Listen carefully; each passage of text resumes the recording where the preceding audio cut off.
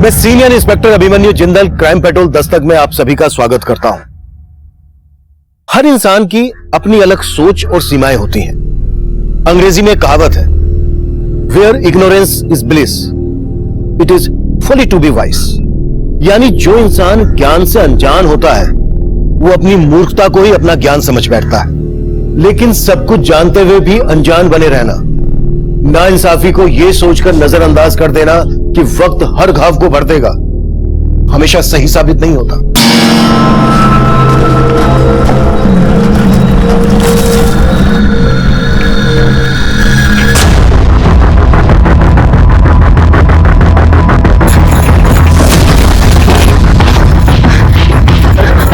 जल्दी करो, जल्दी करो। अरे कौन है भाई? भैया जल्दी गाड़ी पकड़ो, 3-4 लोग मेरे पीछे पड़े। अच्छा जी, फिर तो सही गाड़ी में बैठी हो। शताब्दी राजधानी सबको पीछे छोड़ देंगे, नहीं तो नाम बदल देंगे। जय बजरंगबली।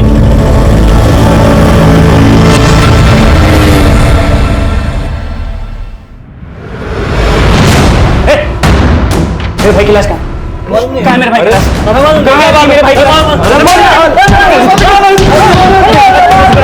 छोड़ो छोड़ो छोड़ो, क्या कर रहे हो? छोड़ो, क्या कर रहे हो? क्यों बोल रहे हो? मुझे मेरे भाई की लाश चाहिए। तो भैया रहे नहीं, ऊपर से तुम लोग मुझे गलत लाश पकड़ा रहे हो। अरे इसे क्या देख रहे हो? यहाँ का इंचार्ज है, इसी ने सब कुछ किया होगा।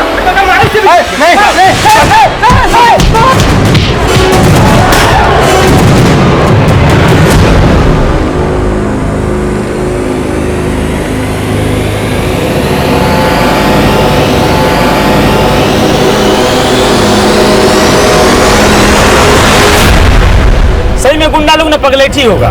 बताइए, इतनी सुंदर लड़की को मारना चाहता था। अरे जिस पे जान लुटाना चाहिए उसको मारना चाहता है। बताइए, धरती पे ऐसा पगलेट मिलेगा कहीं?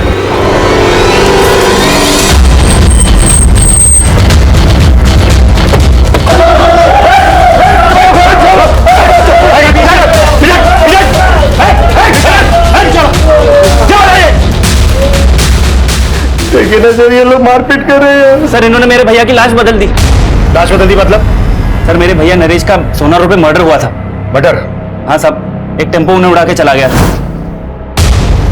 पहले बोले डेथ एक्सीडेंटल है, और अब जब हम अंतिम संस्कार के लिए बॉडी लेने आए तो ये लोग हमें गलत बॉडी दे रहे हैं। विवेक, क्या कह रहा है तू? तेरे नरेश भैया जिंदा है। आप कौन? सर, ये मेरी भाभी है, नरेश भैया की बीवी। पर ये तो बोल रही है कि नरेश जिंदा है और तुम बोल रहे हो सर, इनकी दिमागी हालत ठीक नहीं है। भाभी आप घर जाइए, मैं यहाँ सब निपटा के आता हूँ। एक मिनट, आपको जो भी कहना है कहिए। साहब, हमारे साथ कोई मजाक कर रहा है। वो लाश नरेश जी की थी नहीं, तो हम कैसे मान ले कि वो मर गए? सर, ये शिनाख्त के लिए नहीं गई थी। सोना पुलिस ने नरेश भैया की बॉडी मुझे दिखाई थी। भाभी ने उनकी बॉडी तब देखी जब हम उन्हें अंतिम संस्कार के लिए ले जाने आए। गलत बॉडी देख के भाभी को लग रहा है नरेश भैया जिंदा है। पर तू तो कह रहा है कि तेरे भैया का एक्सीडेंट नहीं हुआ था, मर्डर हुआ। किसी पर शक जताया था? हाँ, नरेश भैया ओवरसियर थे। एक कॉन्ट्रैक्टर अपना प्रोजेक्ट पास करवाने के लिए उन्हें रिश्वत देने की कोशिश कर रहा था। उन्होंने उस कॉन्ट्रैक्टर के खिलाफ एक्शन लिया था, उसी ने मरवाया होगा नरेश भैया को। बस कर विवेक, तू मैं कह रही हूँ तेरे भैया जिंदा है। अभी आप बीच बीच में क्यों बोल रहे हैं? मैं बात कर रहा हूँ। तू बार बार अपनी भाभी को चुप क्यों करवा रहा है? कहीं ऐसा तो नहीं है कि ये सब तेरा झोल बोल है? सर, अब आप भी सोना पुलिस की जैसी बातें कर रहे हैं। मैंने उन्हें कहा था नरेश भैया का एक्सीडेंट जानबूझकर करवाया गया है, लेकिन उन्होंने मेरी बात नहीं मानी। और अब इन्होंने जब बॉडी बदल दी है तो आप इनको बचा रहे हो। हम किसी को नहीं बचा रहे हैं, समझा? क्या चक्कर है? क्या बोल रहे हैं? लाश बदल दी? सर, इन लोगों को गलतफहमी हुई है। 9 नंबर की लाश इनकी थी, इनको दे दी हमने। अरे नंबर से हमें क्या लेना देना? पीछे रह के बात कर। सर, हमारे भैया को पहचानेंगे नहीं क्या? उनकी बॉडी अंदर है ही नहीं, इन्होंने कहीं गायब कर दी। तो नरेश भैया का फोटो है तेरे पास? सिंह, इसका नाम, नंबर, एड्रेस ले लो। जाइए जाइए, आप लोग आप भी जाइए, जाइए जाइए। करण, सोना पुलिस से जाके पता करो कि ये एक्सीडेंट का क्या चक्कर है। मैं तब तक यहां पर देखता हूं कि ये लाश वास्तव में बदली गई थी क्या फिर कहानी कुछ और है। अच्छा हुआ कि चटाई गाड़ी में था, नहीं तो ये भी खरीदना पड़ जाता। करती कहा तुम? हम तेरे जैसों को हक देते और दिलाते हैं। सही में जब से तुम गाड़ी में बैठी हो ना, एकदम इम्प्रेस कर दिया हमको। अब कंट्रोल नहीं हो रहा है, अब हो जाए। पैक भी खत्म हो गया। अरे पागल हो गया क्या रे? समझा था? क्या हुआ? पहले कपड़े तो उतार ले। अरे अब ही उतार लेते हैं हम कपड़ा।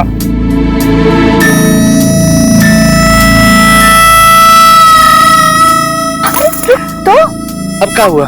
मुझे भी तो कपड़े उतारने दे। और ये तो जल्दी उतारो ना, जल्दी उतारो, जल्दी उतारो। ए, अरे कपड़ा लेके कहाँ जा रही हो? ले आ साले, बहुत हक चाहिए था ना तुझे। अब देखी तुझे हक, कुत्ता कमीना कहीं का। मेरी इज्जत लूटना चाहता था तू, मेरी इज्जत। लूट के आ रहे थे, हक तो तुम ही दे रही थी ना, हम मांगने गए थे हक। अब आ बाहर कमीना।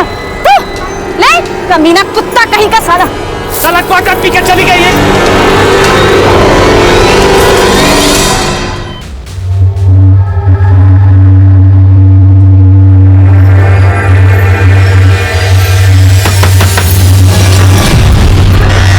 हाँ बोलिए, कौन है तू और मेरे घर में क्या कर रही है? ये मेरा घर है। ये मेरे पति का घर है। क्या है मेरा पति? चिंटू के पापा जरा बाहर निकलना। चिंटू के पापा, चिंटू के पापा जरा बाहर निकलना। अरे कौन चिंटू के पापा? इधर कोई चिंटू के पापा नहीं रहता है। वही चिंटू के पापा जो तुझे यहाँ पे मेरी सौत बना के लाए। क्या है वो? बाहर निकालो। क्या बकवास कर रही है? मैं बकवास कर रही हूँ? लगा ना तुझे धक्का? तुझे देखकर मुझे भी ऐसा ही धक्का लगा। क्या है चिंटू के पापा? बाहर निकाल मेरे पति को। अरे धक्का तो मैं तुझे दूंगी। चल निकल यहाँ बाहर से। निकालेगी ना तू? तुझे बाहर निकालेगी ना? तेरे पति को तो तूने संभाल लिया, ले उसके बच्चे को भी संभाल, समझी तू? अरे एक रुक, लेकर जा तेरे बच्चे को। हुआ क्या? वो तो आप बताएंगे। ये कह रही कि ये आपकी बीवी है और ये बच्चा आपका है। नहीं नहीं नहीं नहीं नहीं बहन जी, मैं इनकी बात नहीं कर रही थी। मैं तो अपने पति किशोर की बात कर रही थी। वो क्या है कि 6 महीने पहले मैं अपने पति के साथ यहाँ रहती थी। अब देखिए बहन जी, मुझे पता नहीं आप कौन से किशोर की बात कर रही है, लेकिन हम लोग यहाँ 3 महीने पहले किराए पर रहने के लिए आए हैं। और हो सकता है आपके पति यहाँ पे हमसे पहले किराए पर रहते होंगे। मुझसे गलती हो गई, मुझे माफ कर दीजिए। चल चिंटू। सर मैंने सोना पुलिस से बात की थी। सोना पुलिस को जो लाश सोना रोड पे मिली थी वो इसकी थी। लाश का चेहरा बुरी तरह से कुचला हुआ है, देखकर पहचान करना मुश्किल है। और विवेक बोल रहा है कि उसने शराब पी थी। सर सोना पुलिस ने वहां के लोगों से पूछताछ की तो सामने आया कि एक्सीडेंट नरेश का ही हुआ था, और वो ने एक्सीडेंट नहीं बल्कि सुसाइड लग रहा था। सुसाइड? हाँ सर, और वहां के कुछ लोगों ने भी विटनेस किया है कि नरेश ने खुद टेम्पो के आगे आकर अपनी जान दी।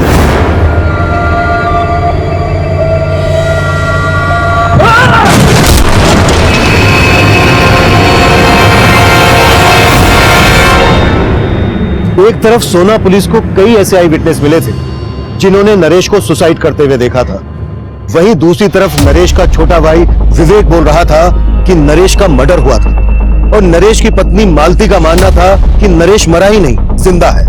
और इन सब बातों के बीच नरेश की लाश बदले जाने का मामला हमारे सामने आया। इस केस में दोहरे मापदंडों को देखते हुए ये केस पूरी तरह से हमें सौंप दिया गया, और हम सबसे पहले उस कॉन्ट्रैक्टर रिद्धेश सोलंकी से मिले जिस पर नरेश की हत्या करवाने का शक जताया जा रहा था। सर आप बेकार में मुझ पर शक कर रहे हैं। नरेश की मौत से मेरा कोई लेना देना नहीं है। हमने पता किया है, तुमने नरेश को रिश्वत ऑफर की थी अपना प्रोजेक्ट पास करवाने के लिए। सर हर कॉन्ट्रैक्टर ऐसा नहीं होता है। आप पहले नरेश के बारे में पता तो कीजिए। वो दिमाग से खिंचता हुआ है, दिमाग की बीमारी की दवाई भी लेता था। अच्छा सर मैं झूठ नहीं बोल रहा हूँ, गुस्सा तो उसकी नाक पे चढ़ा रहता था, और मैंने तो बस मिठाई का डब्बा उसको भेजा था। उसे लगा कि उस डिब्बे में पैसे हैं, और बस इसीलिए उस प्रोजेक्ट से उसने मेरा पत्ता साफ कर दिया। और तुमने उसी को साफ कर दिया? सर ये आप क्या कह रहे हैं? वहां पर सभी लोगों ने देखा था कि उसने सुसाइड की थी, और सर इस तरह आप मुझ पर ब्लेम नहीं कर सकते हैं। किसने क्या कहा, किस मकसद से कहा, ये हम इन्वेस्टिगेट कर रहे हैं, और अगर कुछ भी मिला ना तेरे खिलाफ तो अगली मुलाकात रिमांड रूम में होगी और वहां पता चलेगा कि टॉर्चर क्या होता है। चल निकल चल। करण ये कह रहा है कि नरेश की दिमागी हालत ठीक नहीं है। नरेश का भाई विवेक कह रहा है कि उसकी भाभी की दिमागी हालत ठीक नहीं है। दोनों को दिमागी प्रॉब्लम। नरेश का हमें स्टेटमेंट ऑफ माइंड समझना होगा। नरेश के भाई विवेक पर भरोसा नहीं कर सकते। एक काम करो, नरेश की बीवी को थाने बुलाओ। सर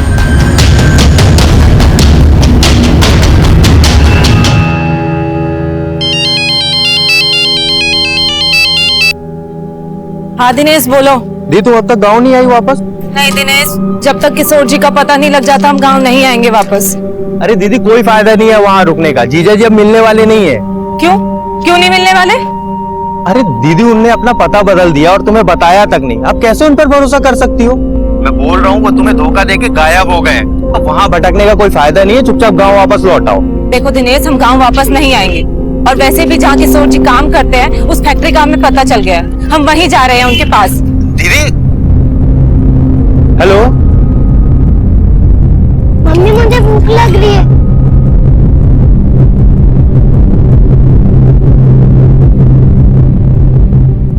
ये देखो तुम्हारा पसंदीदा चाइनीज।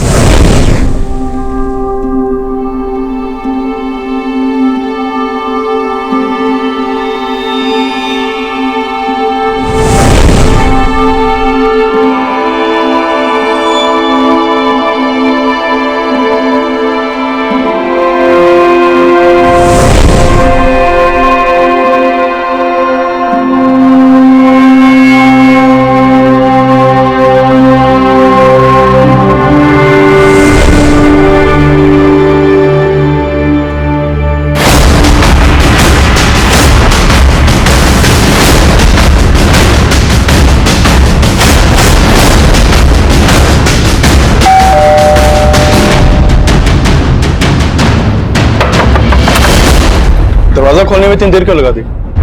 वो मैं कपड़े धो रहा था, लेकिन आप यहाँ, नरेश भाई की लाश मिली आपको? भाभी कहाँ है तुम्हारी? उन्हें थाने लेके चलना है, सर कुछ बात करना चाहते हैं। भाभी तो गांव चली गई। गांव चली गई? कब? आज सुबह। उनकी हालत बहुत बिगड़ती जा रही थी, इसीलिए उन्हें मायके भेज दिया। 2-4 दिन में आ जाएंगी। लेकिन आपने बताया नहीं, नरेश भैया की लाश मिली आपको? वो हम पता लगा रहे हैं, लेकिन जब भी तुम्हारी भाभी आ जाए उन्हें थाने लेके आ जाना।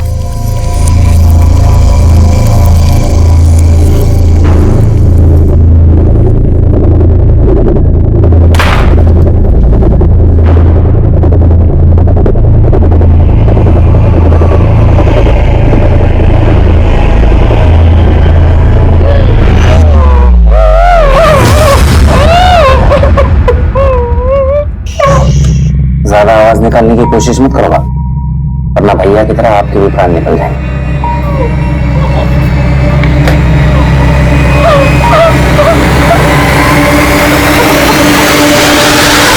एक्सक्यूज मी सर, मैंने हॉस्पिटल के मॉर्ग का रिकॉर्ड स्टडी किया, पर उस रिकॉर्ड के मुताबिक वहां पर 9 लाशें थी, जिसमें से एक लाश नरेश की फैमिली को सौंप दी गई।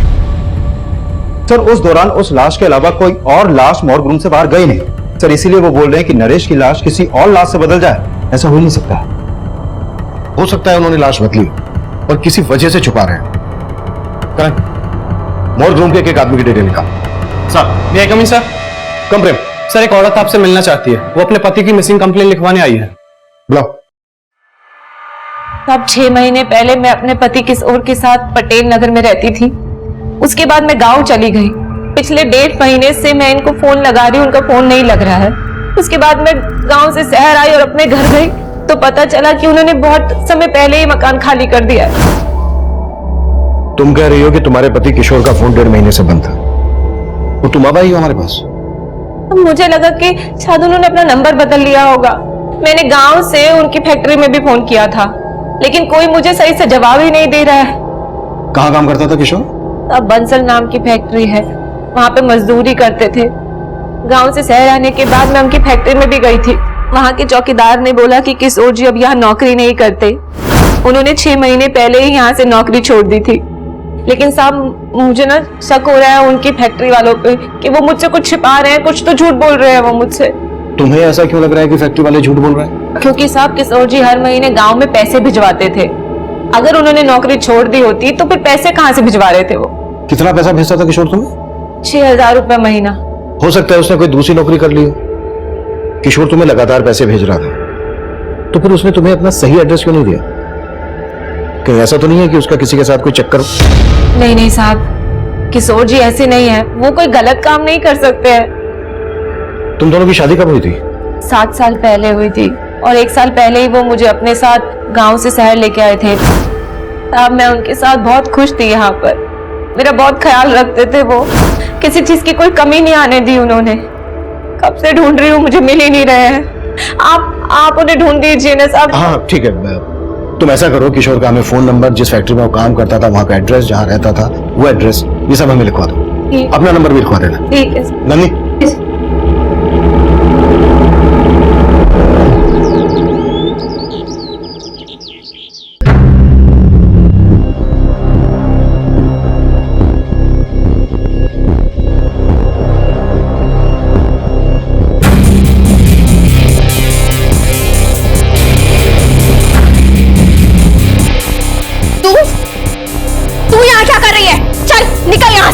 अरे कहाँ हुआ खुशबू?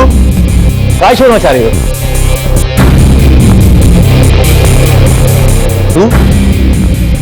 तू यहाँ क्या कर रही है? तुम क्या देख रहे हो? आरती उतारोगे क्या इसकी? निकालो बाहर इसे। ऐसे नहीं मारेगी, चल निकाल। छोड़ो, छोड़ो मुझे, कहाँ लेके जा रहे हो तुम? मुझे तेरी जगह दिखाने। छोड़ो मुझे, छोड़ो। बोला ना, चल।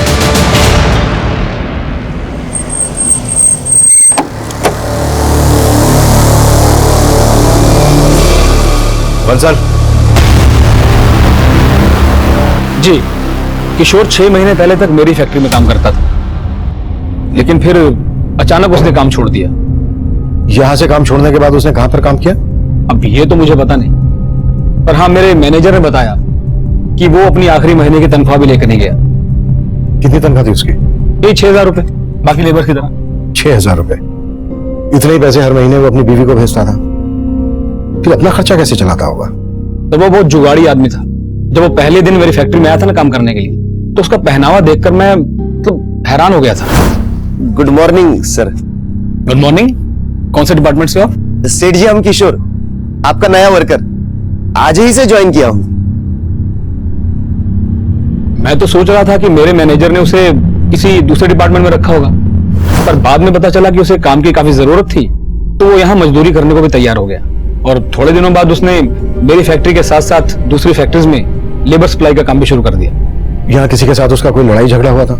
जी हाँ, लड़ाई तो हुई थी। एक पाठक नाम का आदमी था जो पहले मेरी और दूसरी फैक्ट्रीज में लेबर सप्लाई का काम करता था, पर जब से ये किशोर धंधे में कूदा तो पाठक का काम बैठ गया। तूने मेरे धंधे में हाथ डाल के अच्छा नहीं किया। अपना बोरिया बिस्तर उठा के जा, वरना मैं तेरी वरना क्या कर लेगा रे? क्या कर लेगा? चल निकल यहाँ से। मैं अभी नहीं डरता तेरी धमकियों से, समझा ना? तेरी ये मजाल मैं तेरे को बताता। अबे चाकू ऐसे नहीं, ऐसे खोलते हैं। अब चला के दिखाओ कैसे चलाना है, दिखाओगे चला के। किशोर, पाठक, क्या हो रहा है पर? हाँ? सर मैंने तो किशोर को बोला भी था कि वो पुलिस में कंप्लेन कर दे, और उसने कोई एक्शन ही नहीं लिया। तो आपको लगता है पाठक किशोर के साथ कुछ कर सकता है? अब सर मैं तो इसके बारे में कुछ बता नहीं सकता, ये तो आप पता कीजिए। पर सर किशोर का इस तरह से गायब होना मुझे कुछ ठीक नहीं लग रहा है। ठीक है सर, इस बंसल की बातें भी कुछ अटपटी सी लग रही हैं। कहीं हमसे कुछ छुपा तो नहीं रहा? पता करो इसके बारे में, और फैक्ट्री के दूसरे स्टाफ से भी बात करो, और बंसल जिसका नाम ले रहा है पाठक, उससे भी मिलो। सर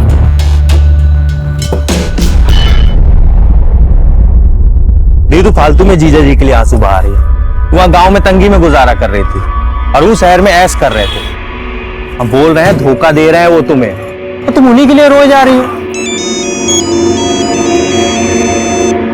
पुलिस स्टेशन से फोन है, लगता है किशोर जी के बारे में पता चल गया।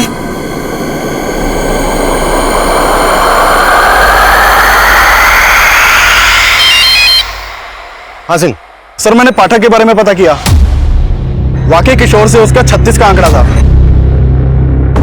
उठा लाओ। सर वो काफी दिन से गायब है।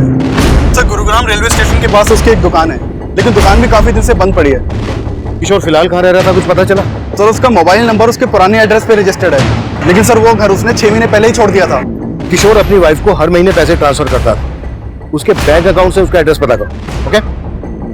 जैन सर। सर मैंने किशोर की बीवी से बात की, वो पाठक के काम से जुड़े कोई भी बात नहीं जानती है। नरेश की बीवी आने वाली थी, कब आ रही है? हाँ सर, विवेक ने बोला तो था कि वो कल गांव से आने वाली है। और सर इस मॉग इंचार्ज के बारे में भी कई बातें पता चली है। जैसे?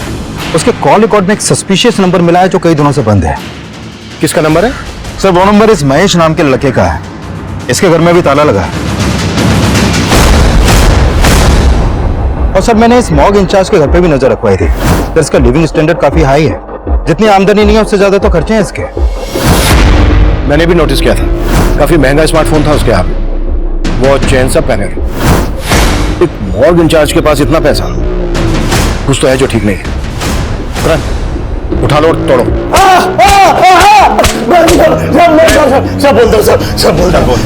साहब दरअसल मैं लाश बेचने का धंधा करता हूँ साहब। जो लावारिस लाश मेरे मॉर्ग में आती है, जिनकी शिनाख्त नहीं होती, सरकार हमें उनके क्रियाक्रम करने के 5,000 रुपए देती है। वो पैसे मैं जेब में रख लेता हूँ और लाश बेच देता हूँ साहब। किनको बेचता वो लाश? प्राइवेट मेडिकल कॉलेजेस को साहब। वो रिसर्च करने के लिए लाश खरीद लेते हैं। ये नरेश की लाश कहाँ है? वो गलती से मेडिकल कॉलेज चली गई, वहां दूसरी लाश जानी थी। कौन सी लाश? महेश नाम का एक लड़का है जो मुझे वो लाश सप्लाई करता है जिनका कोई रिकॉर्ड नहीं होता। कुछ दिनों पहले उसे एक लाश मिली थी जिसे मैंने 10,000 रुपए में खरीदा। महेश का मिलेगा अभी? सर वो पता नहीं, जब से उसे इन सब का पता चला है तब से वो गायब हो गया सब। हॉस्पिटल चल के वो लाश हमें दिखा अभी। और हाँ, उस मेडिकल कॉलेज का नाम क्या है?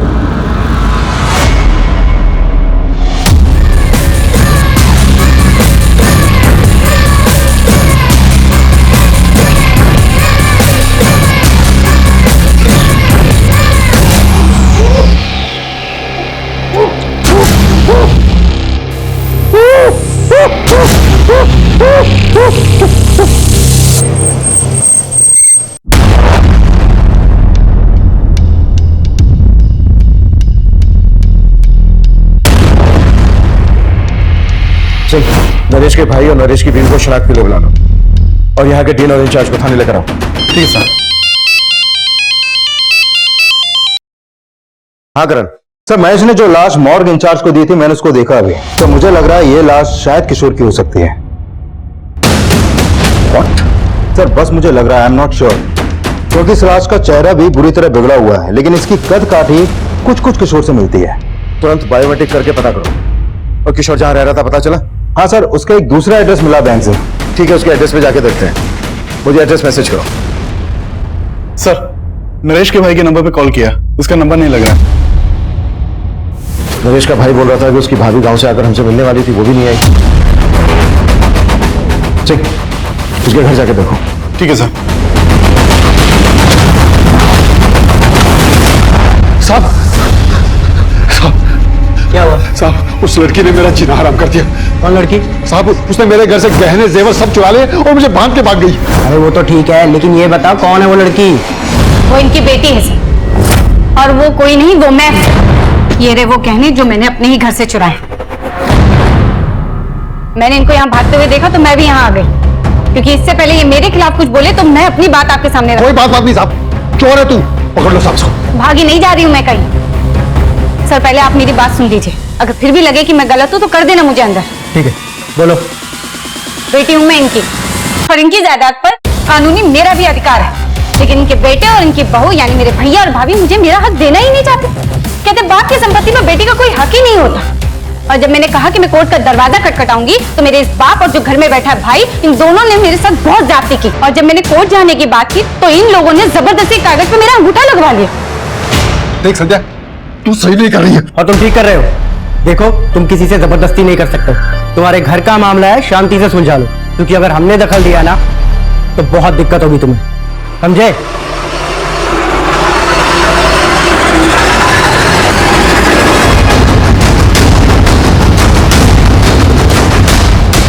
सर, यही किशोर का घर है, लेकिन पड़ोसियों से पता चला है कि कई दिनों से यहाँ पे ताला लगा है।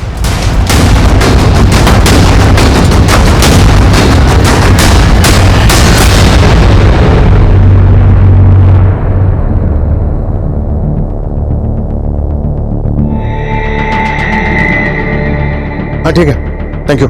सर, अंदर तो कुछ भी सस्पिशियस नहीं मिला। ये भी कम सस्पिशियस नहीं है कि जो आदमी 6 महीने पहले तक एक फैक्ट्री में मजदूर था, उसके बाद लेबर सप्लाई का काम करने लगा, वो इतने ठाट से रहता हो। इस किशोर का करेक्टर को समझ में नहीं आ रहा है। शायद 2 नंबर का काम करता हो। किशोर की कुंडली निकालो और आसपास में भी पूछताछ करनी है।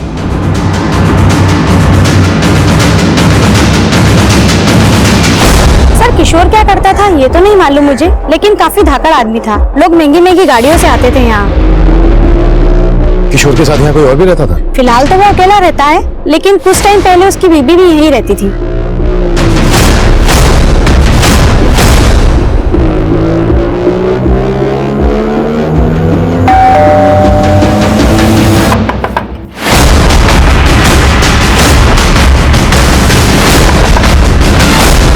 सर आप ये हमेशा दरवाजा देर से क्यों खोलता है तू? वो तेरा फोन क्यों नहीं लग रहा है? सर शायद मेरे फोन की बैटरी डाउन हो गई होगी, मैं तो सो रहा था सर। अच्छा, भाभी कहाँ है तेरी? सर गांव से आ गई क्या? सर वो भाभी तो हरिद्वार चली गई। भैया के आत्मा शांति की पूजा के लिए। अच्छा, आत्मा शांति की पूजा। तेरी भाभी तो मान नहीं रही थी कि तेरे भैया मर चुके हैं और अभी हरिद्वार पहुंच गए आत्मा शांति की पूजा कराने। सर चल चल देखने दे। बताइए ना। अरे तो पीछे सर, पूरा घर चेक करो। सर हुआ क्या? अरे तो देखने दे, हट पीछे। ये पीछे हट। सर कुछ नहीं है। हाँ चल चेक तो करने देना। चुप है। साइड। सर कुछ नहीं है। साइड हो तो साइड, देखने देना।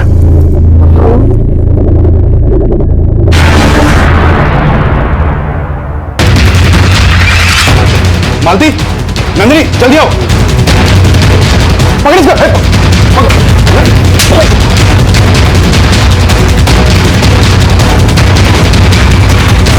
पकड़ो इसे, इसने मेरे पति को मारा।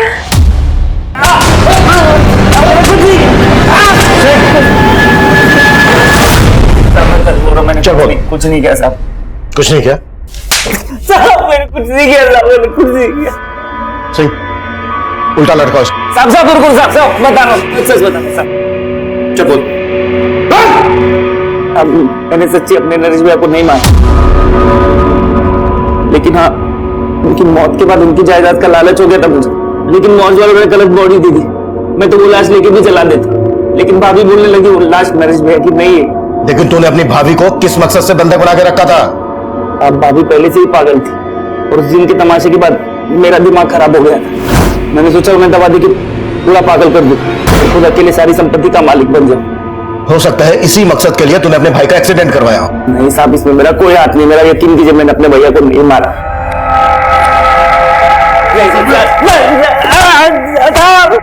सर, हमने उस लाश का बायोमेट्रिक किया था। वो लाश किशोर की है और उसके आधार कार्ड पे उसके गांव का एड्रेस है। यानी अब यह कंफर्म हो गया है कि किशोर का मर्डर हुआ है और वो लाश जो महेश ने मॉर्गेज इंचार्ज को दी थी वो किशोर की थी। महेश के बारे में कुछ पता चला? सर, हमने अपने खबरियों को उसे ढूंढने के लिए लगाया हुआ है और सर ये भी पता चला है कि किशोर की बीवी अब यहाँ नहीं है। वो कल अपने भाई के साथ गांव चली गई थी।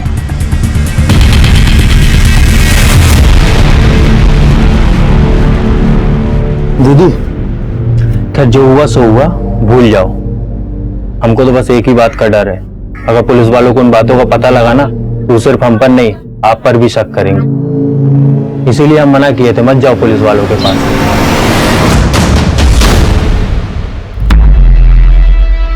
अरे अरे कौन हो तुम लोग और अंदर कैसे घुसे चले आ रहे हो? अरे भाभी जी, इन्हें मैंने बुलवाया है। अरे मैंने सोचा अपने आने की खुशी में पूरे गांव वालों को भोज खिला दूं। पागल हो गई हो क्या तुम? और तुम खड़े खड़े क्या देख रहे हो? निकालो इसे बाहर। अरे ये मुझे नहीं निकाल सकते। अगर इन्होंने मुझे निकाला ना तो तुम सब के सब जेल जाओगे। क्यों पापा जी? देख संध्या, तू चाहती क्या है? हिस्सा। चल दे दिया तुझे हिस्सा, मैं तुम्हें लिख के देता हूँ। पापा जी, अब मैं लिखे विखे पर भरोसा नहीं करूंगी। हाँ एक काम करते हैं, ये घर आप सब रख लो, लेकिन इस घर की आधी कीमत यानी कि 20 लाख रुपए कैश मुझे दे दो, कर लेते हैं समझौता। 20 लाख? भाभी जी, अगर 20 लाख नहीं दिए ना तो कोर्ट कचहरी पुलिस ये सब। पापा जी, भाभी जी तो नहीं समझ रहे, लेकिन आप तो समझ रहे हैं ना।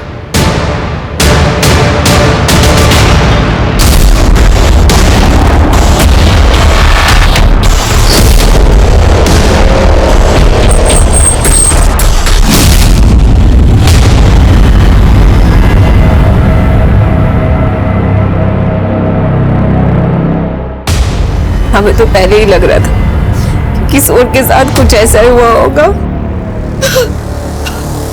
तो तुम मान रही थी कि किशोर का मर्डर हुआ था? इसे जानती हो? कौन है? हमें शक है कि किशोर के मर्डर में इसका हाथ है, लेकिन किशोर को मरवाने में दिमाग किसी और का है। सर किसकी बात कर रहे हैं आप? हमें यह भी पता चला है कि किशोर गुरुग्राम में एक आलीशान बंगले में रह रहा था अपनी बीवी के साथ। बीवी के साथ? सर,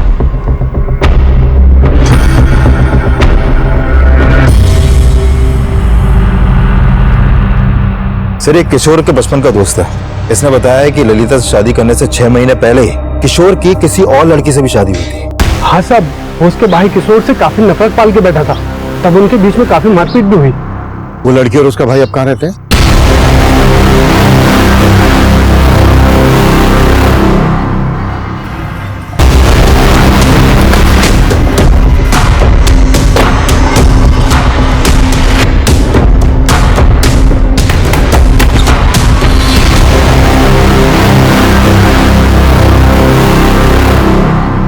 दिए थे हम धमकी किशोर को। मेरी बहन से दूर रहना, मैंने जान से मारेंगे देखो। ये चल। उसके बावजूद हमारी बहन को भगा ले गया। लेकिन सर इस बात को सालों बीत चुके हैं, अब ये सब क्यों पूछ रहे हैं आप? क्योंकि किशोर का मर्डर हुआ और पता चला कि किशोर नहीं बल्कि तुम्हारी बहन संध्या उसको अपने साथ लेकर भागी थी और शहर जाकर किशोर को छोड़ के वो फिर से किसी और के साथ भाग गई। और अभी 6 महीना पहले वो वापस किशोर की जिंदगी में आई और अभी रिसेंटली उसको किशोर के साथ गुरुग्राम के एक घर में देखा गया। उसी के बाद हमें किशोर की लाश मिली। कहाँ है संध्या? सर हमें नहीं मालूम। मालूम नहीं है, कहीं छुपा के रखा उसे। अरे सर हम क्यों छुपाएंगे, हम तो उल्टा उससे पीछे छुड़ाना चाहते थे। आई थी वो यहाँ, लेकिन 6 महीने पहले।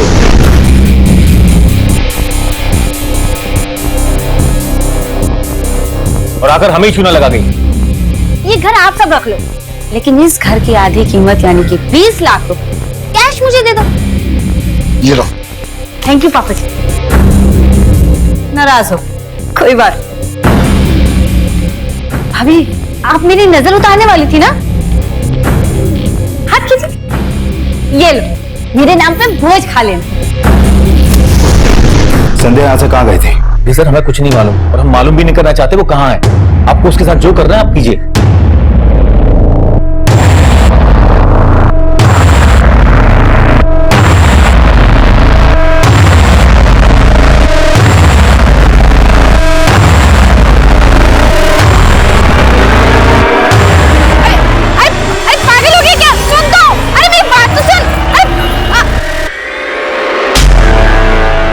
सर संध्या के भाई और फादर से उसका एक नंबर मिला था जो काफी दिनों से बंद है।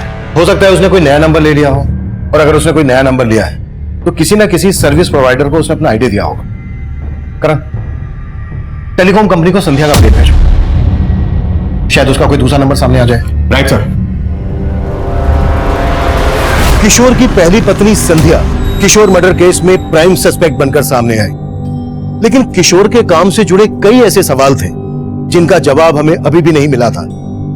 और किशोर का वो घर जो किशोर की हैसियत से काफी आलीशान था, उस घर में संध्या ही किशोर की पत्नी बनकर रह रही थी।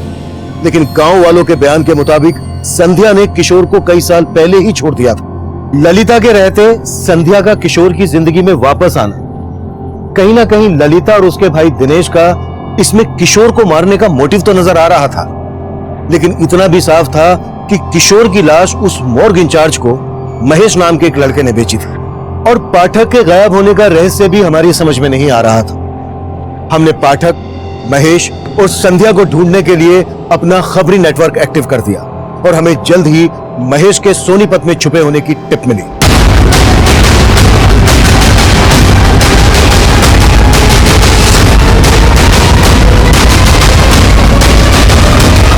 साहब मैंने कुछ नहीं किया साहब। साहब मैंने कुछ नहीं किया साहब। साहब मैंने किशोर को नहीं मारा। मैं जानता तक नहीं कि उस आदमी का नाम किशोर था। यकीन मानिए साहब, मुझे उसकी लाश मिल गई थी जो मैंने मॉर्ग इंचार्ज को भेज दी बस। कहां मिली थी लाश? साहब करीब 20-25 दिन पहले टेम्पो वाले को लाश फेंकते हुए देखा था मैंने।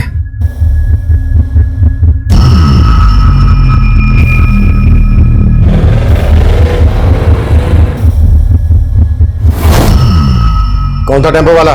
नंबर बोल टेम्पो का। साहब वो नंबर नहीं देख पाया, वहां पे बहुत अंधेरा था। ऐसे नहीं बोलेगा ये। कुटास! साहब मैं सच बोल रहा हूँ साहब। साहब मैं सच बोल रहा हूँ साहब। साहब साहब साहब मैं सच बोल रहा हूँ साहब।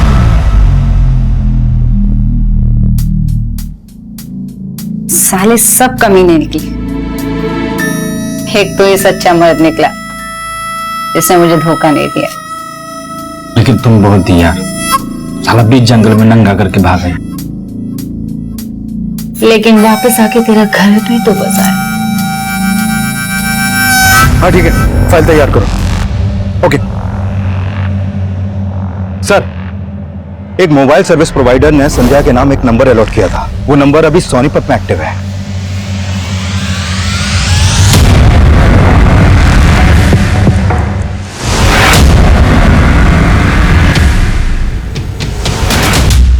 बच्चा देगी हमको। बोल ना, कितने बच्चे चाहिए तुझे? एक टेम्पू बाहर खड़ा है उसके लिए और एक दूसरा लोन पे लेने वाले हैं। बस दो, हम दो, हमारे दो। सॉरी यार, वो तो नहीं हो पाएगा। तो क्या पूरी जिंदगी जेल में गुजरने वाली है तुम्हारी? ये प्लान तो कैंसिल।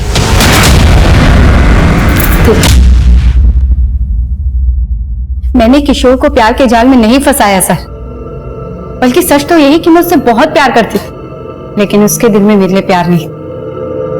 उसके लिए मैंने अपना घर छोड़ा, उससे भागकर शादी की, और उस कमीने ने मुझे कोठे पे बेच डाला। मुझे नहीं जाना, छोड़ जिंदगी बर्बाद कर दी। छोड़, मुझे नहीं जाना, पूरे 7 साल नरक की जिंदगी जी है मैंने सर। फिर 6 महीने पहले मैं किसी तरह वहां से भाग निकली।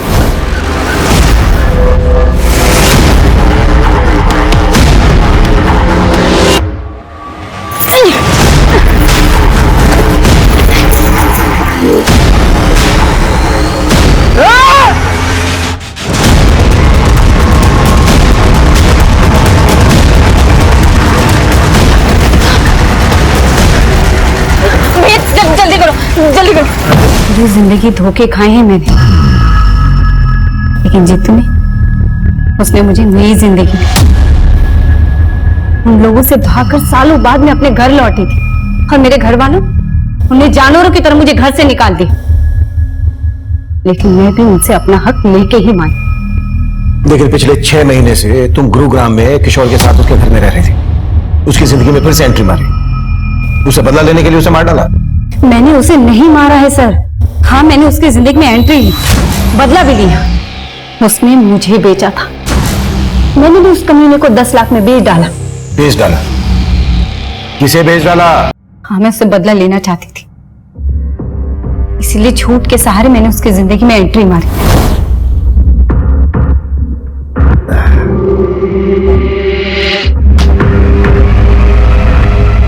संध्या, प्रिया क्या कर रही है?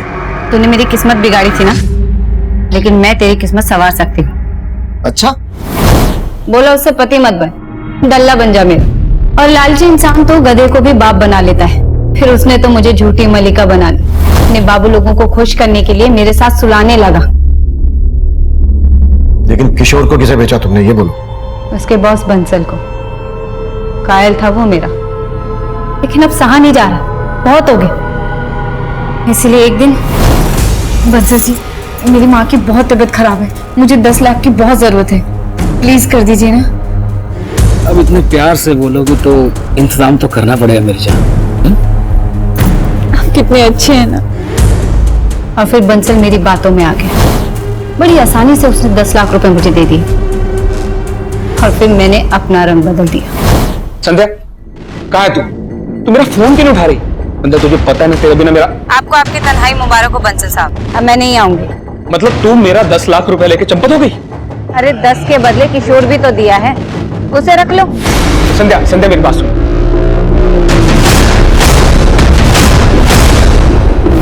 मुझे नहीं पता कि किशोर के साथ बंसल ने क्या किया।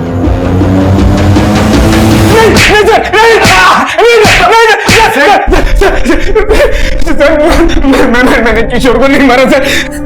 अच्छा,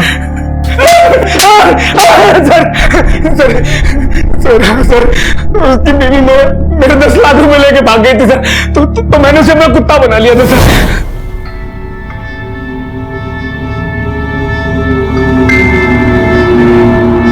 और एक दिन उसने भागने की कोशिश की सर।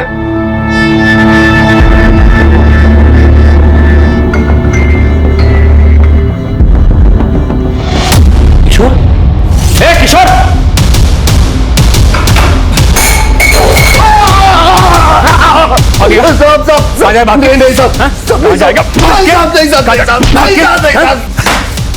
पड़ा रहा रात भर यहीं पर। और सर, कुछ देर बाद मेरे आदमी ने आकर मुझे बताया कि किशोर मर गया है सर। नाम देखो, बुला के लाग जा। और उसके बाद मैंने अपने एक और आदमी की मदद से किशोर का चेहरा खराब करवाया और सर टेम्पो से उसे कहीं दूर डंप करवा दिया सर।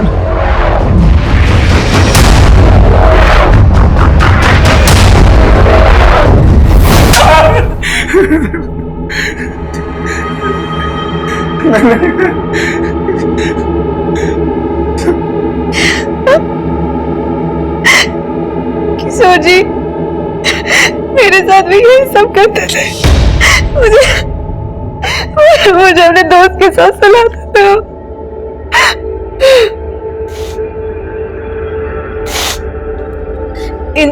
इन सब चीजों से थक कर मैं शहर से गांव भाग गई थी। ये बात तुमने हमें पहले क्यों नहीं बताई? मैं आपको बताना चाहती थी, फिर मैंने सोचा कि एक बार मुझे किशोर जी का पता चल जाए कि वो गायब कहाँ है। किशोर के चरित्र से जुड़ी बातें जो हमारे सामने आई, उस लिहाज से वो कभी भी किसी की भी नफरत का शिकार बन सकता था। वो जो करता आ रहा था वो पूरी तरह से गैर कानूनी था, अनैतिक था। उसके द्वारा किए जा रहे अपराध हर मोड़ पर दस्तक दे रहे थे, लेकिन ललिता ने इन दस्तक को पूरी तरह से नजरअंदाज किया। वहीं दूसरी तरफ संध्या ने उसकी असलियत हमें बताने के बजाय खुद बदला लेने का फैसला किया, और अंजाम यह हुआ कि वो इस केस की विक्टिम होने के बावजूद अपनी जिंदगी को अपराध के रंग में रंग बैठी। अब मैं सीनियर इंस्पेक्टर अभिमन्यु जिंदल आप लोगों से विदा लेता हूं। आपसे फिर मुलाकात होगी एक नए केस के साथ। देखते रहिए क्राइम पेट्रोल दस्तक। मकसद बताना नहीं, बचाना है। इस तरह के और भी एपिसोड देखने के लिए हमारे चैनल को सब्सक्राइब करें और बेल आइकन दबाना ना भूलें।